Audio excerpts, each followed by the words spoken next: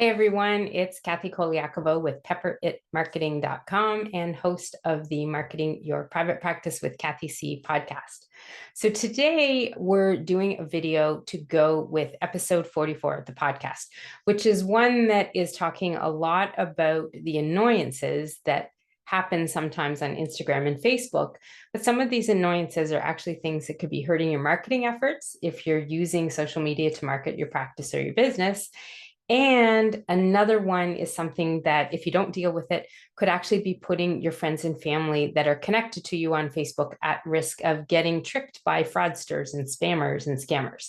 So that's what we're going to cover in depth in this video here, is the one issue of the three, which is the fake friend requests that you get on Facebook. We're going to talk a little bit about how you can go through the 5 steps that I share on the podcast episode to make sure that you're keeping things as safe and secure as you can be, but also so that you can make sure that you know how to deal with these fake friend requests from Facebook. So if you want to get more details on the entire episode, listen in number 44 on marketingyourprivatepractice.com. And so what we're going to cover now is these fake friend requests. Now, I'm showing you my screen here, but I did not have one of the friend requests come in recently. So I didn't have one to save to deal with, but I have a couple that are there. I believe they're from real people, but I'm going to show you what I want to show you with this as well. Because the thing is, when these come in, you want to make sure that you're actually taking the time to deal with them.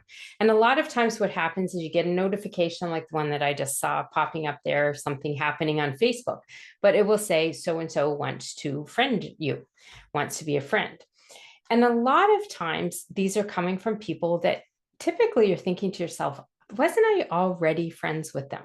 So here's the thing. If you thought that, you need to stop and check it first before you just click the button and accept the friend request. Because those fraudsters out there, the spammers and scammers, what they're looking to do is they're looking to be friends with you so they can see if they can see your friends. And typically what's happening with that is they're looking to get your friends list to try and send private messages to people where they're looking for money, pretending to be a relative, pretending to be somebody that needs some help. And that's how the whole fraud part of all of this gets into play here. And there is so much happening over the internet these days that it's really important that you stay current with this and know how to deal with them. So we're going to deal with specifically how to deal with a friend request when you think it might be from someone you already know and that it could be a fake profile. Now, one thing I want to dispel here first is people often think that they've been hacked in these cases. People start getting friend requests and sometimes people will message them and say, hey, I got a friend request from you. I thought we were friends already. And then you realize that somebody's been doing this and it's not you. But most often it's actually not you. And that's the thing, you've got to check all of these when you look at these friend requests, because you can be helping your friend out when it happens to them. And when we talk about these securities and settings, there's a way for you to lock things down so that you aren't leaving stuff open, so that your profile can give those spammers and scammers a way to connect with your friends and family, because we don't want that happening. Okay. So first off, you'll often see a notification that you get up here, and I'm actually going to just change something here, and I'm going to swap this so that you can see things a little easier when I share my, when I move my mouse around. So oftentimes you will see in your notifications that so-and-so is looking to be a friend request with you. And you can take a peek. Whoops, everything's moving here. You can take a peek and look at all of them here by hitting see all, or you can also just go to friends on your profile and look at friend requests. So we've got these ones that are in here. And so what we're looking to do, so the first thing that I always want you to do is definitely do not hit confirm. Now, this is my aunt here, okay? So I instinctively would want to say click and confirm. But here's the thing. I know I've already connected with my aunt in some way on Facebook. So I don't want to be connecting with someone who's saying they're Aunt Pat, but they're not actually her. So I may want to check things out first and look the person up. Okay. So the way that you do this, here's how I typically go at it, And this is where I said in the podcast episode, you can check the URL of the person to see if it's actually a fake person or your real friend. Okay. So on here, what you do, don't hit respond, don't hit confirm. I want you to hit on their name and click through to their name. And up here, you're going to see this profile ID. So everybody has a username on Facebook, and we all have assigned a number. And sometimes if you've gone ahead like me and customized your URL, yours will actually show, instead of profile number, this big long coded number. For me, it shows my name because I set that up a long time ago. So here's the thing. So she's got 49 friends, 10 are mutual friends, and this is her particular URL. So the first thing I'm going to do next is just pay attention to that. I'm looking at this and I think, okay, it ends in 6917. So now I'm going to go back home or back to my friends, and I want to look at my actual friends. So I'm going to go home to my profile. I'm going to click on friends, and I'm going to search because I was pretty sure I was already friends with my Aunt Pat. So here we go, Pat Cook, and it's got her name and some more mutual friends. And you can see it's got a whole entirely different URL here. So when I look at these, this is not the number I was looking at. This is the Aunt Pat that I thought I was already connected with, who has 127 friends and 21 are mutual ones. And if I click that, not that I typically go this far, but if I wanted to look and make sure who these were, I would take a look at and see with her friends who our mutual friends are to look. And these are all my cousins and my mom and some other people, my aunts, my uncles. So this is the Pat Cook that I thought I was friends with already. So I'm going to click back to friends here for me, because that tells me that something could be amiss with this particular request from my aunt. So in my list, that what I said to do, step number 1, don't hit the request confirmation, go check the URL, take a look at it and check what my friend, if I thought they were friends with me already, what their URL is. The next step here is I've looked at those and I can see that they are different things. So now what I want to do in this case, I'm actually probably going to send my aunt a message on the account that I already had. And I'm definitely not going to connect through with this one, but I am going to take a little closer look at it. Okay. So I see some posts here. My cousin is posting to her, and I'm actually thinking, gosh, my aunt might actually have opened 2 different accounts.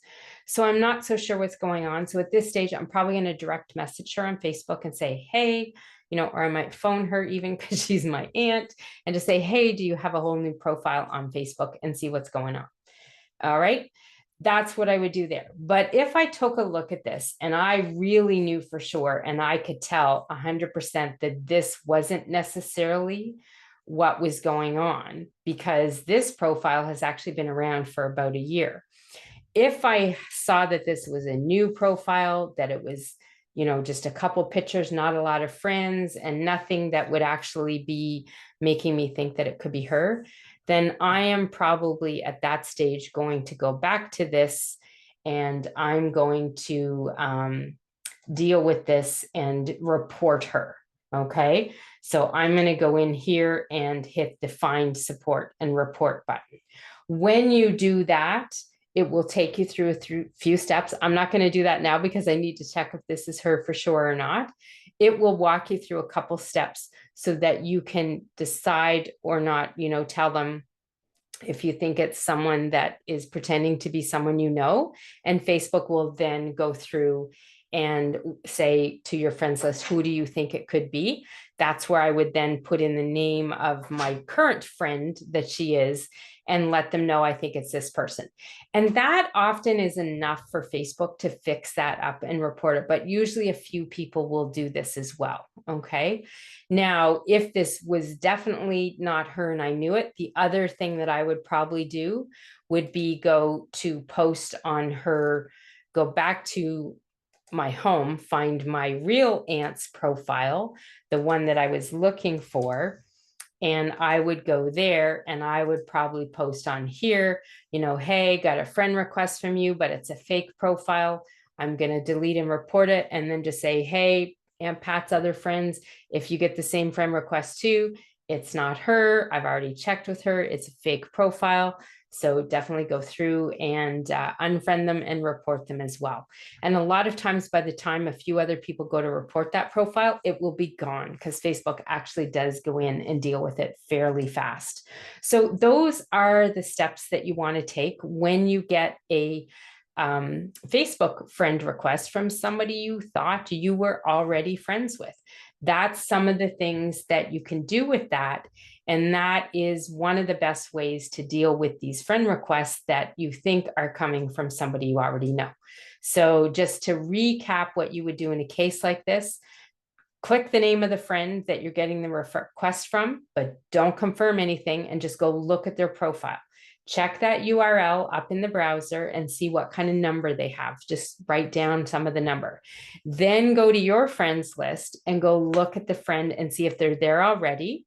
I like to pay attention to the pictures that are there too, because often they're not the exact same pictures. Sometimes they are, sometimes they're not. But that way I can tell as well.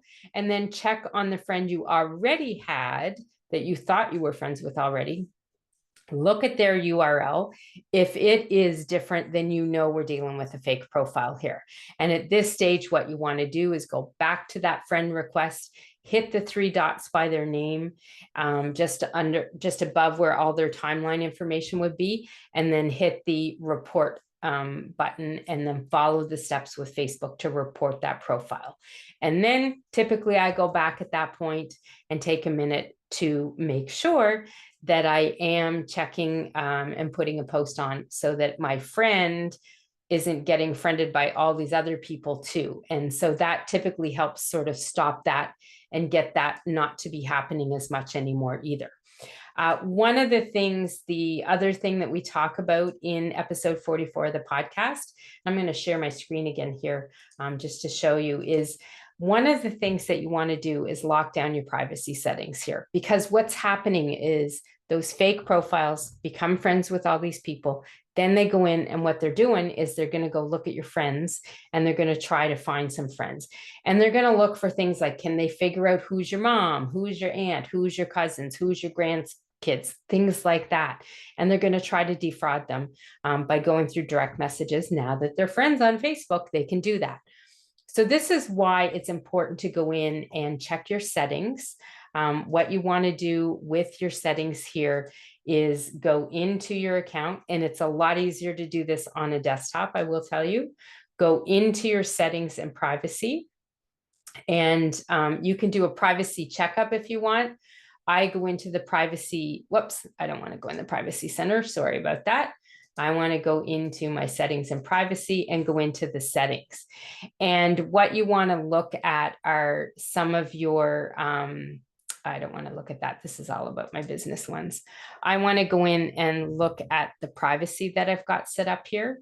So this is a key thing here. I do think it's important you lock your post down to your friends only, so that friends of friends can't necessarily see it, because if they've been friended by these fake profiles, they can see your information. So that's why it's really important to do that. I always look at who can see your friends list. I put that to friends only. Who can look you up using the email address. I have that personally to everyone. Not everybody will want to do that, but mine is out there on my website as well, because I have a business. Who can look you up with the phone number? Only me. I do want search engines to find me, so I think that's important. So this is where you also decide, how you're going to get message requests, things like that. But one of the biggest things for you is who can see your friends list. So when you have this, go in and edit it. You have different options: public, friends, friends accept specific people, only specific friends, only me, or custom. So I like to keep this to friends only. And that's one of the biggest ways that you can protect your family and friends from getting potentially scammed by a fake profile, who then finds friend information, who then goes in and tries to, send messages to them, contact them, trying to defraud them. I've been in trouble. I need some bail money, things like that. And people do this. Okay. I know a lot of us think, oh, how could people get tricked into this? I almost got tricked into a couple things a few times myself, and I consider myself pretty savvy on social media. But I was looking to buy something off Marketplace or sell it on Facebook, and then they were asking for a phone number and stuff. So there's little triggers that you want to be wary of and that you don't want to allow to happen to you. So this is one of them. Protect your friends and your family on Facebook by making sure that you've limited in those privacy settings who can see that information. I also like to make sure I lock down any private information about me, like date of birth. I don't put everything up there, address, things like that. So go through the privacy settings and make sure you look one by one. Hit them all, look at them, read them, pay attention to it, and decide how public you want your Facebook account to be. So that is all I wanted to share with you today on how to deal with the fake Facebook friend requests and how by dealing with them, you can keep your friends and family safe on safe from scammers and spammers and fraudsters, whatever you want to call it. So that is everything I wanted to share today. If you want to listen to episode 44 of my podcast, definitely click onto that below where you find this video, and you can go in there and listen to what else you should be doing to keep things safe online, because we're talking in there about what to do about spam comments that you might get on your Instagram and Facebook posts and why you should be dealing with those. We also talk about those fake followers on Instagram because they're out there all over the place. And there's something you should be doing with those as well, especially for those last two things. It is important for your business. So if you're marketing using Instagram and Facebook, make sure you listen to that episode and learn what to do so that your marketing is not being hurt by these spam comments and fake followers. Because if you're not dealing with them, you could be affecting the marketing that you're doing for your practice or your business. This is Kathy Colaiacovo. You can find me at Pepper It Marketing on Instagram. Go to pepperitmarketing.com to get connected with me everywhere. And be sure to follow my podcast and keep up to date with everything to help you streamline your marketing for your private practice or your business so that you can thrive. I will see you later.